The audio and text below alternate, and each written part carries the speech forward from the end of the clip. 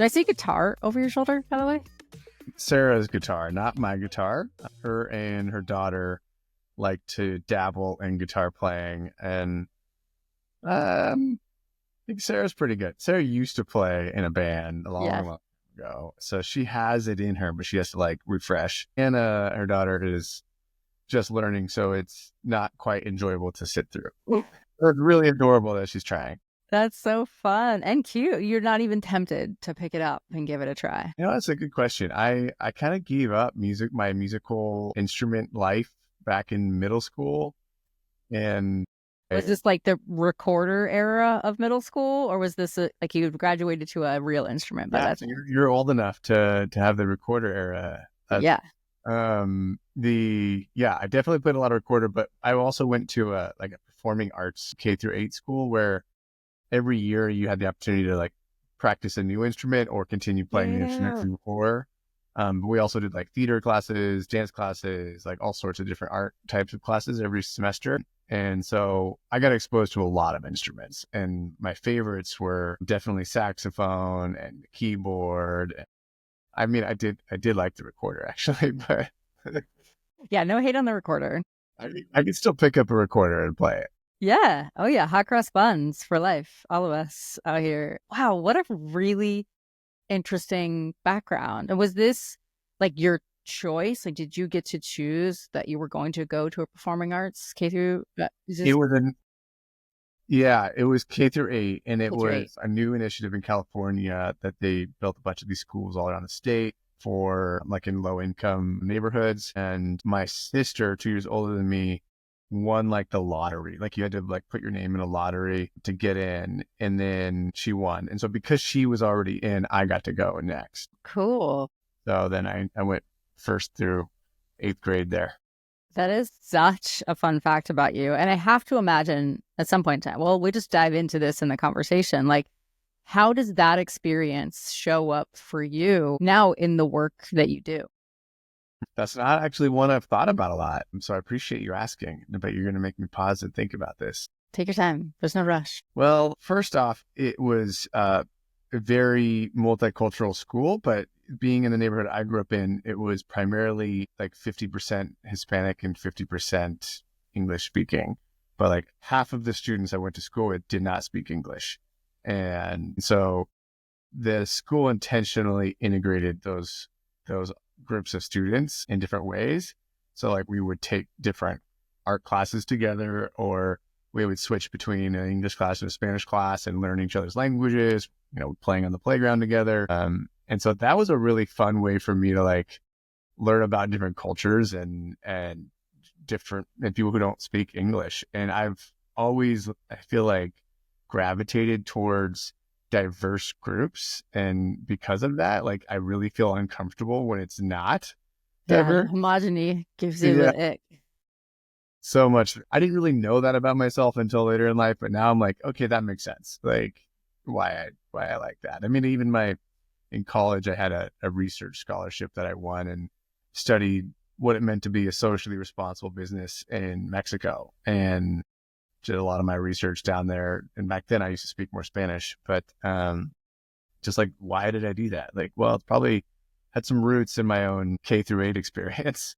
And then now I'm building communities and bringing people together, and it's pretty intentionally diverse. But well, yes. So speaking about what you're doing now and all the cool things that we'll talk about, like tell folks, what are you up to? What are you building right now, especially about all things community? Yeah, a few different ways community shows up in my life right now, but one of those is kind of professional, and the other two are just who I am. The kind of where it started was I started a running team called the B-Side Racing Team in San Diego, and had this idea that people who are not elite athletes also want to grow and perform well and race together and have fun training together, just like an elite team would, but they weren't allowed on elite teams.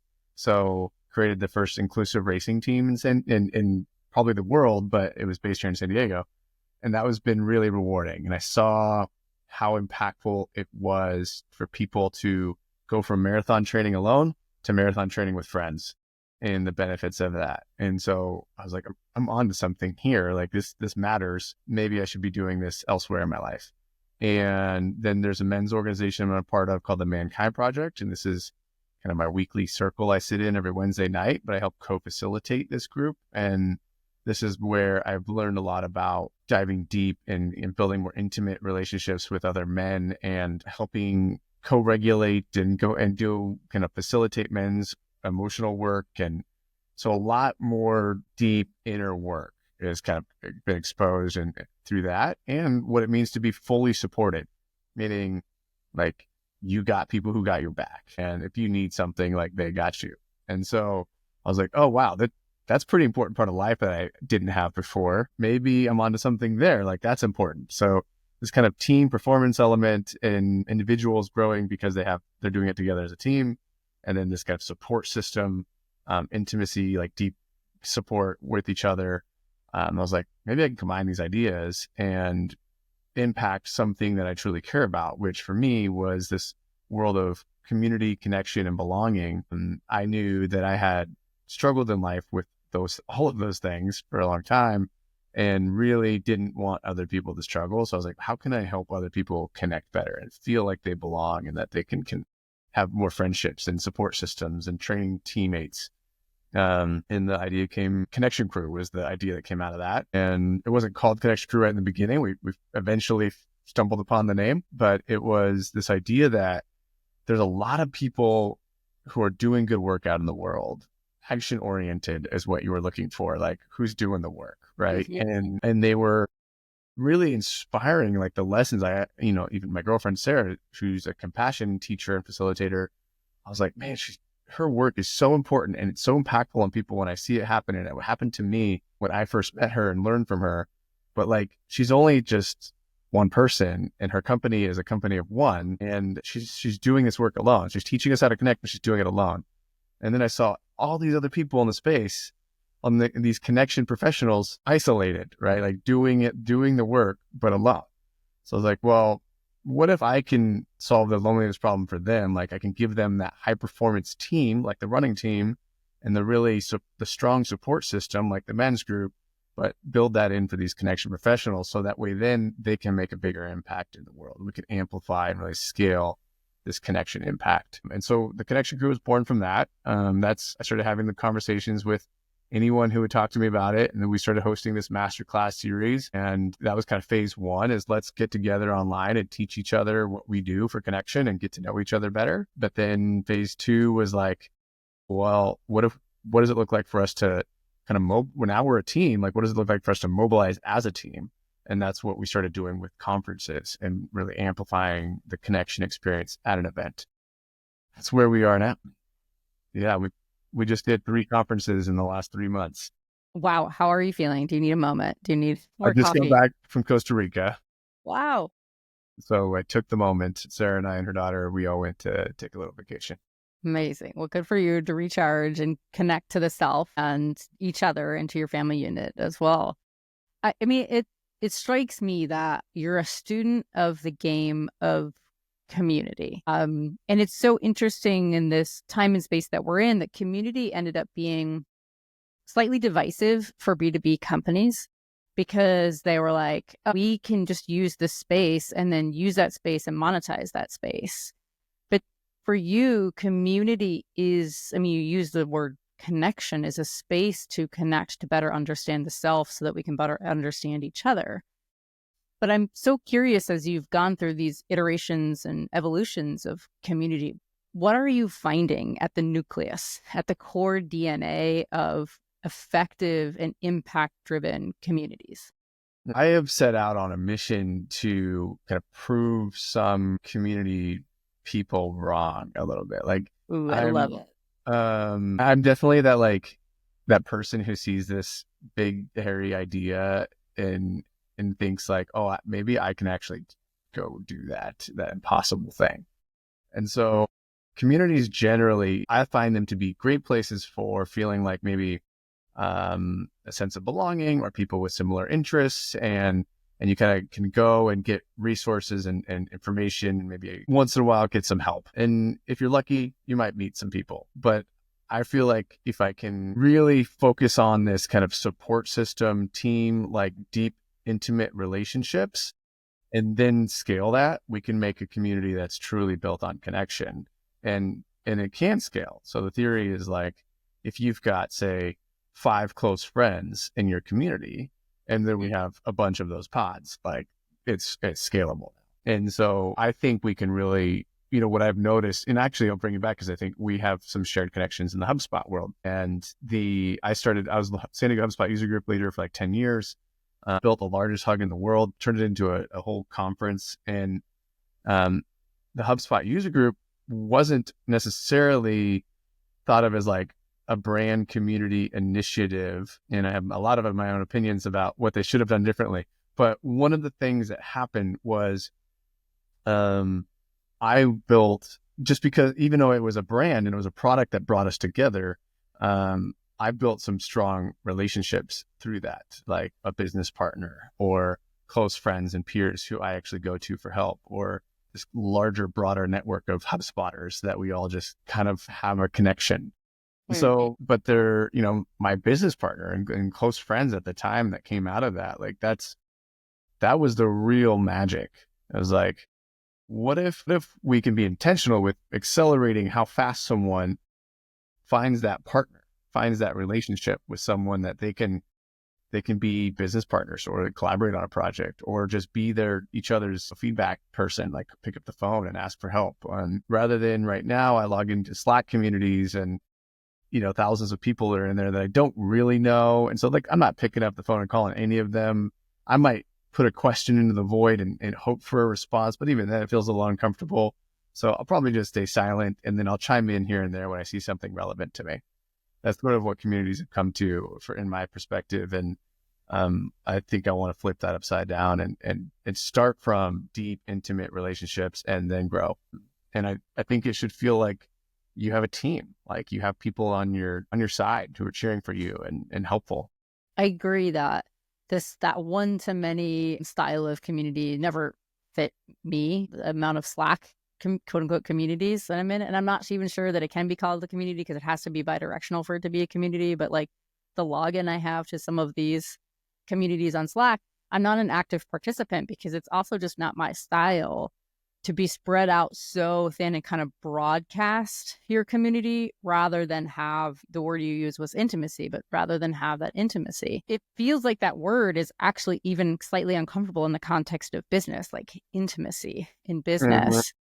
How often do you come up against resistance to folks not wanting to get intimate, not wanting to have that real deep connection with someone? It's interesting. Right now, my focus is on building the connection crew. And this is a people like I'm connecting the super connectors. And these people are generally comfortable with that term, right? So like on a daily basis, meeting with you here, I can use that. I could throw that word out and feel like we're good. But actually, I used the word on a podcast or like a LinkedIn live interview this morning, and the interviewer like paused on that word and even like Hopefully in a positive way to celebrate it, right? Like I just did. yeah, it is in a positive way, but in a like it's a much more business oriented podcast, and also he's from Iceland, so different culture, and so he just like wanted to dive deeper into that. Like it felt like it wasn't as a natural of a language he is, but when I am going outward to the businesses themselves, I don't know. I mean, I try to set an example as a man in this world today of and using that word more comfortably to show that it's okay and to use that word, because I think that's hard for men to do.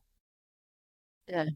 So Well, there's an element of vulnerability that must coincide or must be at the forefront of intimacy, right? For you to get to that level of familiarity with someone, you just have to be vulnerable. And I think you're right. There's a social construct around us that limits our ability to be vulnerable based on gender, but a social construct around business that also limits ourselves from being authentic, to showing up in a way so that we can make these genuine connections and not just superficial connections.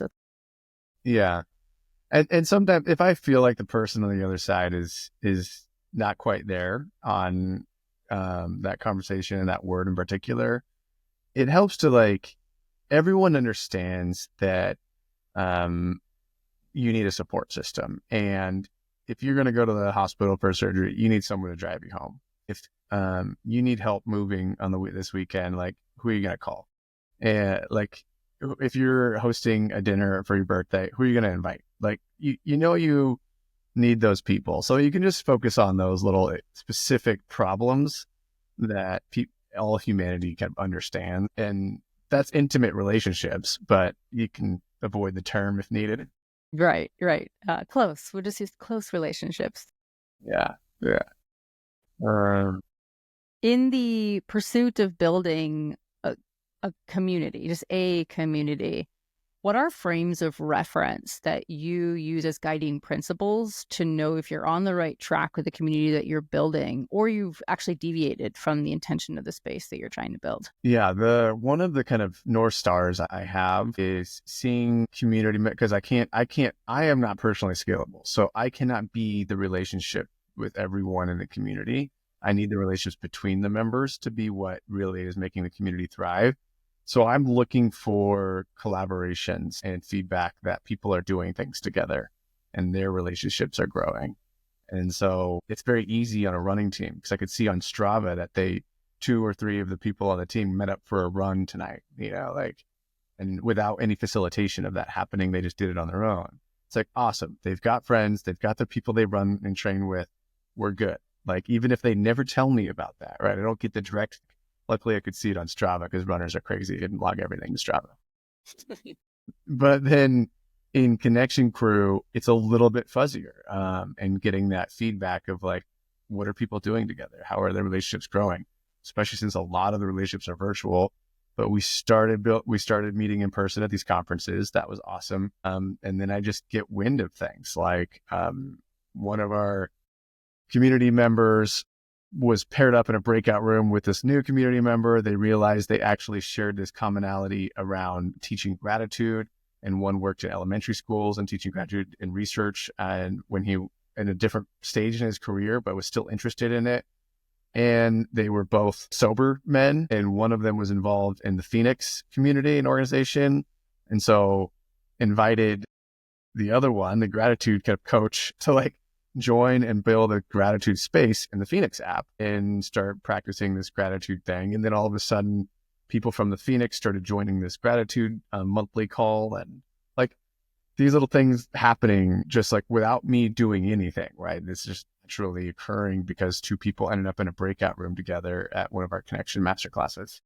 I love that. So you're facilitating serendipity in many ways so that they can go out and expand the impact that they're making on this world, which I think in theory should be the intention of a community. But what I'm also particularly fascinated with is the fact that communities do normally have an organic spark, right? But to fan that spark into a flame, you need to start organizing and directing people and helping folks discover the commonalities or the tools that they all can share with one another. How do you approach organizing your communities? Is there a playbook that you have, or do you just kind of let it unfold naturally? There are definitely playbooks, and I will give a shout out to Laura Zug, who is one of my mentors in the community space. I don't know if you've gotten a chance to meet Laura. No, but it sounds like I need to talk to not only your two gratitude friends, because I love that story about connection and gratitude, but also to Laura as well too. Yes, Laura is awesome. And so she definitely has a course and a playbook that she teaches that I've gained a lot from. But I also go on the flip side, and it's like every community is unique. And I can't take, as much as I can take some of the ideas and inspiration from a running team and my men's group and apply that to Connection Crew, I can't do the exact same things. Like, I can't run an accountability process with people in the Connection Crew like that I would in my men's group. So, and then the running team is very local, right? Like, we meet every Thursday at either 6 a.m. or 5:30 p.m. for a run, and every Sunday morning at 7 a.m. Like, rain or shine, we are running together. That's what we do. And so there's not really a version of that virtually in Connection Crew, but the idea is the same of like, we need a cadence of, how frequently are we seeing each other and opportunities to connect, so that way then that serendipity can happen. But so first you got to bring them together, and then where do we meet? What do we do together? The connection crew ended up being, we really want people in there who love learning to get and growing together. So we built this masterclass model where it's 3 panelists come in and teaching their peers their favorite connection activity.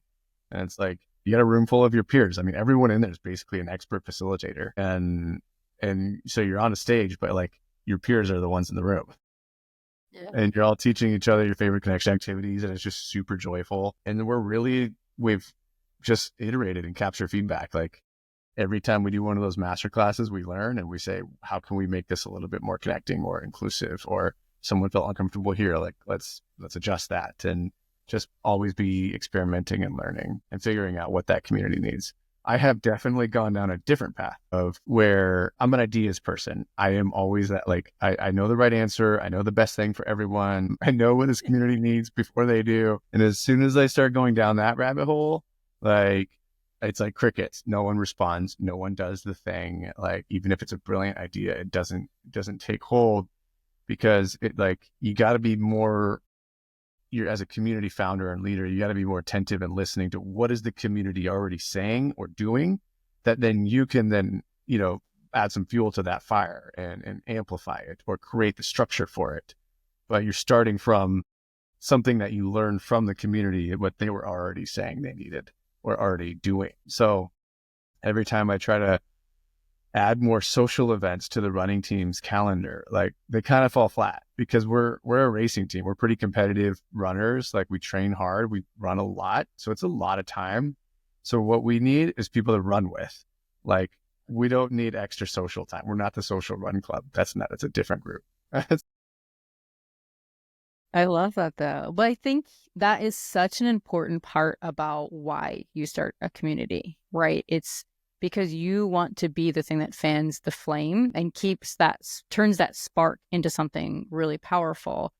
And I think that's where most B2B companies who are building brands that have communities at the core of their mechanism for growth and scale have it reversed, right? They have the idea, they're going to do the thing, and then they're going to get everybody on board with the thing that they're doing, and then work from the inside out rather than from the outside in. Mhm.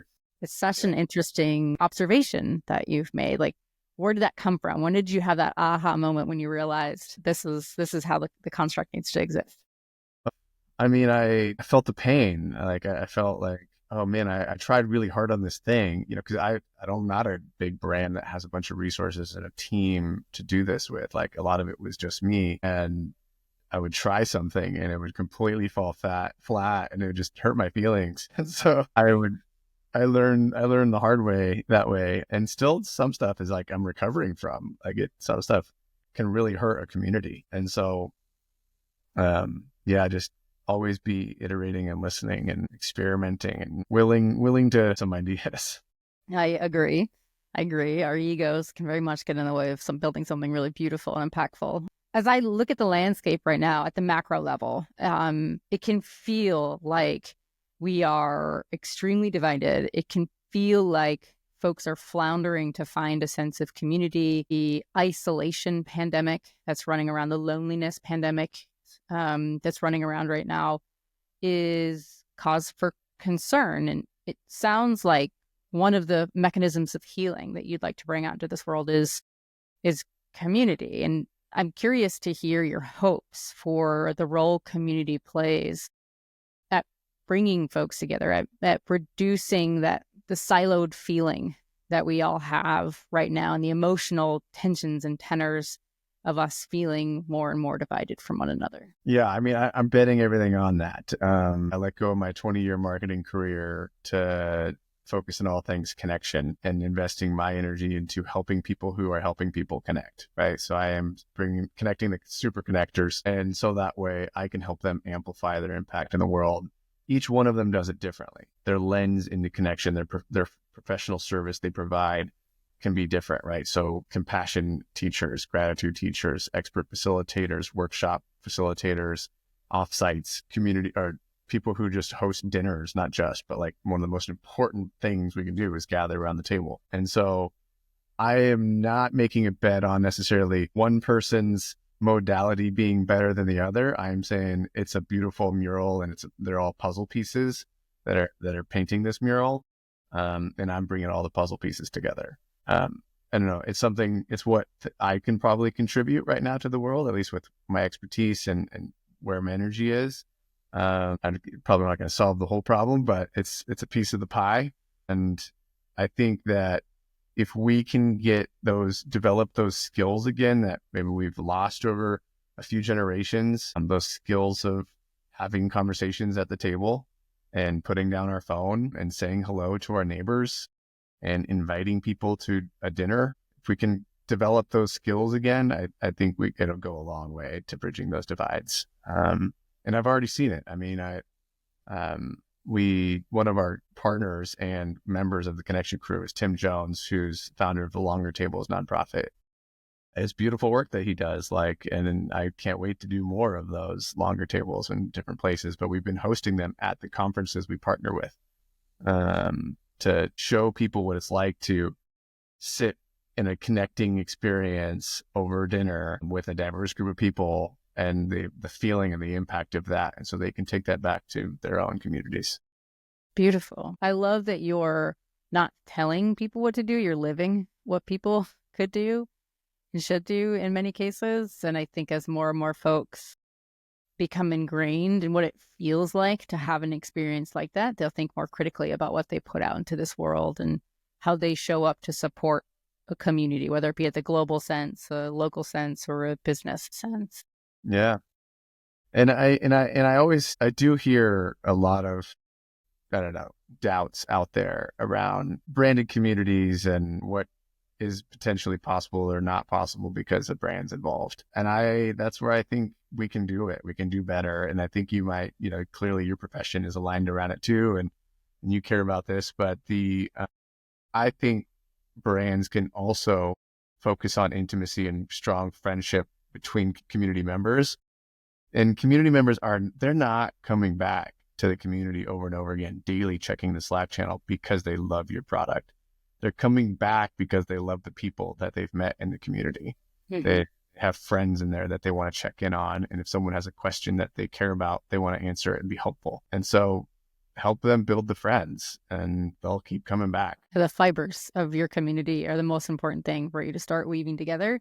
And then you can start thinking about all the add-ons and the features of it. I think that's beautiful. Well, if folks want to learn from you about Connection Crew, how can they get in touch? What's the best place for them to get to learn and learn through osmosis from you? Come hang out with the Connection Crew. I am not the expert. I bring together the experts, and it's an amazing place to learn from them and connect with them and get integrated and involved. So happy to share a link with you so you can share a link with them. Perfect. But yeah, the Connection Crew virtual masterclasses are an easy way to get a taste of what we're doing and the joyful energy we're trying to spread in the world. Nice. And if there's one thing you want folks to start implementing right now in the communities that they're involved in or the communities they're thinking about getting involved in, what's that one thing? I think right now I'm feeling like people are afraid to extend an invitation, and it's a simple thing. It's really can be emotionally hard, but it's so easy to just invite, just send the text or create the invite, whatever you got to do. Invite someone to coffee, invite people over for a gathering, host a dinner, go for a coffee walk, or a walk and talk or a coffee chat or whatever, like in your local community, just start inviting people in. I love that. All you got to do, reach out the hand and you'll see somebody else who's going to extend theirs back. I love it. It's weird that it's become so hard for us, and it is hard for me. So I know that I'm not alone here. It's hard for me to send those invites out. So I felt alone for so long that I kind of got it in my head that I am alone. Like that is who I am. And so it's kind of hard to flip that story that I'm telling myself and extend the invite. The self-imposition of loneliness is something that you can deconstruct and then rebuild when you realize there's folks like you who are out here making community, helping folks learn what community is, and then bringing the community experts together to share and build something really impactful together. Absolutely.